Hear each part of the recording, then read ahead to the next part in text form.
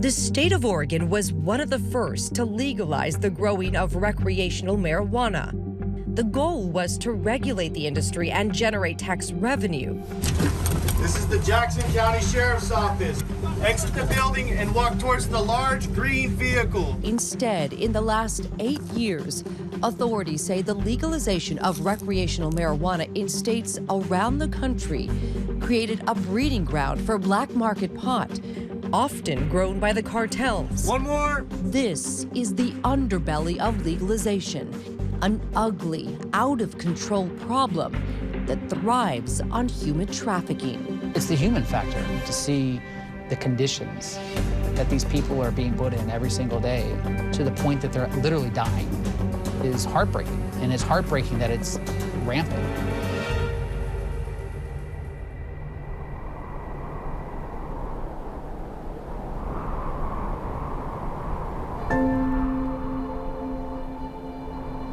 A veces me quisiera ir a México.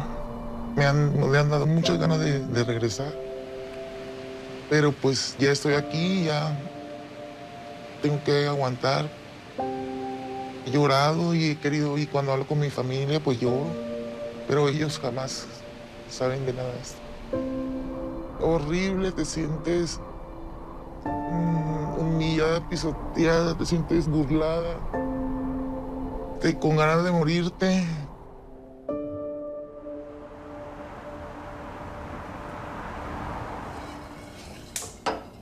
Over a year ago, a woman we will call Alejandra fled Mexico, risking her life to cross the border with the hope of finding a job to provide for her 3 children.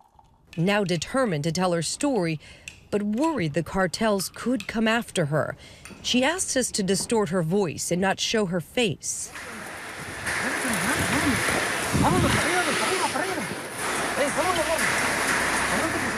Alejandra shared this video of her scaling over the U.S.-Mexico border wall. She tells us she fell 13 feet trying to cross into the United States, limping as she walked further into Texas. Caminé 5 horas. Estuve 5 horas caminando o arrastrándome. Nos persiguió 1 hora la migra. Y de repente, cuando menos, se metía entre los carros, se metía entre el tráfico y lo perdimos, no supimos ni dónde. She spent 2 months in El Paso working as she recovered, eventually deciding to move to Oregon. La persona que me llevó a Ciudad Juárez me recomendó que en Oregon era mejor pagado. Esa persona había trabajado ahí por 5 años y le fue muy bien. Alejandra says she accepted a job at a farm near Medford, Oregon. She had 9 years of experience in agriculture, and initially, nothing about the job seemed out of the ordinary. Nos dieron el trabajo, íbamos a estar 15 días trabajando nada más y que nos pagarían cada semana. The day they arrived, Alejandra says the managers treated them well. But a day later, things took a dramatic turn. Una persona y yo intenté salir porque quería mis pastillas, porque yo tengo colesterol. Con la pistola en mano nos dijo, nadie sale de aquí. Nadie sale de aquí hasta que no terminen la moto de trimear. Nadie ni sale, nadie entra. Alejandra had worked trimming marijuana plants before, but she says never under conditions like this. Éramos prisioneros porque no podíamos salir. Trabajábamos demasiado, desde las 6 de la mañana hasta las 2, 3 de la mañana trabajábamos. Nos presionaban para que trabajáramos más rápido la mota. Ahí en el campamento habían 3 hombres armados y siempre andaban observándonos a ver qué hacíamos. Siempre andaban checando a ver qué es lo que andábamos haciendo. Nos seguían. Los teléfonos pues no agarraban nada, no teníamos señal. Ellos siempre se ponían bien locos. Cuando le preguntaban que cuándo iba a ser la paga, sí se saltaban. Abusan en el pago, abusan de que lo tratan a uno como si fuera un animal. Es un miedo que pues tú piensas que a lo mejor ya no ibas a regresar. Ya. Siempre pensé en mis hijos, en mi madre, que pues que los volviera a ver. Personas están abusando demasiado de la gente, más de las que no tenemos papeles, los indocumentados. Experts say these workers are vulnerable and desperate, making them easy targets for exploitation by cartels and others. So you have all of these issues going on, and what does that force migrant communities to do? Where are they going for work? We've seen even people, walking here for months that have come up here, other ones who are being contracted in their hometowns. So when they get here, then they're expecting a certain type of employment, like they're expecting to be working in the strawberries or grapes or something. So then they take them up into the illegal marijuana fields. The NGO UNETE has been fighting for migrant farm worker rights for over 2 decades. They step in after a raid to make sure farm workers have access to food and shelter. Many are from Central America.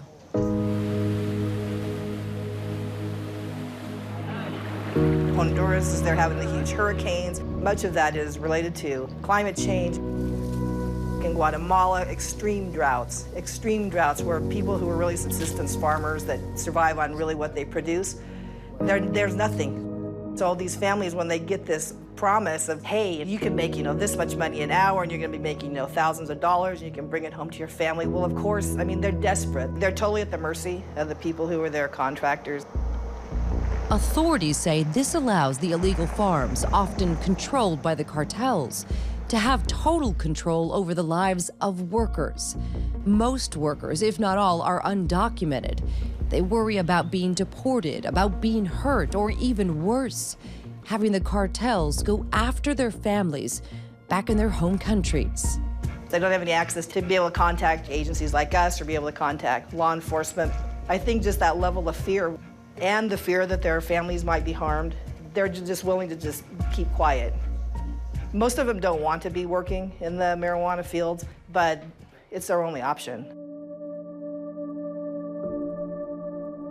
Pues yo cuando empecé en el 2021, fuimos y nos llevaron ahí a trabajar en el GEN. Quieren ellos, es como si fueras al trabajo de la uva, vas a ir y venir.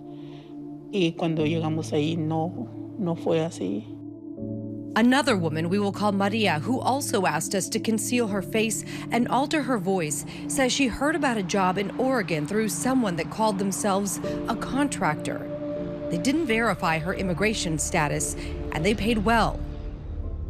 Llegamos y empezamos a trabajar y ya cuando pues uno dice ya a las 5 pues nos vamos. Maria says there were armed men guarding the doors. When she asked about them, she was told they were protecting the crops from thieves.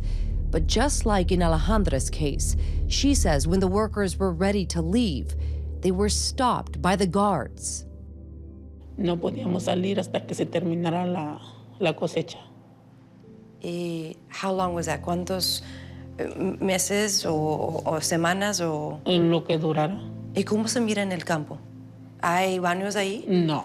¿Hay camas? No. ¿Dónde acostaron? En el piso o en colchones inflables. ¿Y cuántas personas están ahí contigo? Había muchas. Había muchas. Maria says there were almost 200 workers in that illegal farm. She says in the middle of August, in the summer heat, they were forced to work from 7 a.m. to 10 p.m. every day. The guards would determine when they would wake up, eat, and go to bed. ¿Y cómo se escapó? Nosotros salimos porque cayó la policía. Fue temprano, como a las 6 de la mañana. Estaba todavía la mayoría todavía dormidos. Cuando cayó el policía, escuchamos primero una avioneta y helicópteros y un dron andaba. Y luego llegaron los carros, yo no sé, andaban vestidos de militar, se llegaron. Y pues la gente toda corría. ¿Dónde corrieron? Al monte, al campo, a escondernos. ¿Tenía miedo Sí, de la policía? de todo. No sabíamos por qué había hombres armados. No sabíamos de quién escondernos. Maria told us she hid for 12 hours in the brush, then walked back to camp, finding everything and everyone gone. ¿Por qué no hablaron con la policía? Por miedo también de que nos echaran a la cárcel o algo. ¿Creen que van a deportar? Tal vez sí. Alejandra and Maria's stories are just two among thousands. Last December, Oregon lawmakers agreed the problem with illegal pot farms was out of control, recognizing the cartels had infiltrated their industry and migrants were being trafficked to work the fields. But help can't come fast enough. Con miedo, siempre que vamos así, vamos a los trabajos, cuando hay, pues con miedo, pero pues tenemos que trabajar. Alejandra and Maria both say they never got paid for their work. The contractors vanished, leaving the women with nothing but bad memories and the fear it will happen again. Pues es difícil recordar todo eso y sin poder hablar porque pues uno no conoce a las personas. ¿Qué tal si toman represalias contra uno, con la familia que uno tiene? Por eso es mejor quedarse callado.